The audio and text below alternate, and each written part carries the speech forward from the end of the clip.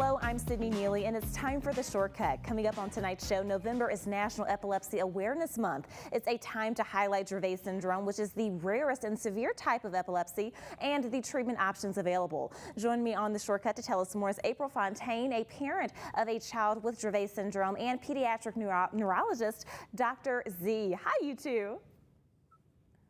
Hi, good night. Hi. Hope you're having a good day. Having a pretty good day.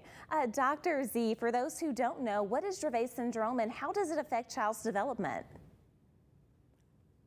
Dravet syndrome is a rare form of epilepsy that typically begins in infancy, less than 12 months of age. Their seizures are often prolonged and focal, associated with illness and fever, and then go on to develop seizures without fever. The seizures are very, very difficult to control, and it's a lifelong condition. There is no cure for Dravet syndrome. It's associated with behavioral issues, developmental delays. Sometimes the behavioral issues encompass autism, in addition to sleep difficulties, balance and motor problems, and growth and nutrition deficiencies as well. In April, you have a child with Dravet syndrome. When was your child initially diagnosed? My daughter's name is Julia. She's now 10. She had her first seizure when she was just 2 months old.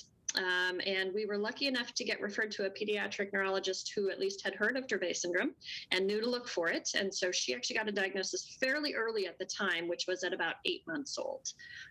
She's now 10. She's cognitively about 3. So kind of give you a taste of the developmental challenges that Dr. Z is talking about.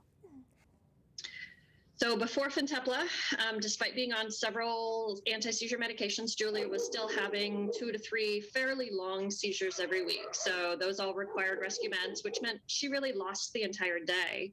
And our family lost the entire day while someone stayed home and recovered with her. So since starting Fintepla, that number is down to 1 to 3 seizures per month. Seizures are generally very short, significantly shorter. So she usually just goes back to sleep, gets up and goes about her day. So the Dravet Syndrome Foundation is an amazing wealth of knowledge and resources. DravetSyndromeFoundation.com, DSF.com. They are just a pillar in our community. Gotcha. Thank you so much, Dr. Z and April, for joining us on The Shortcut. That's all the time that we have for tonight's show. I'm Sydney Neely, and I'll catch you next time on The Shortcut.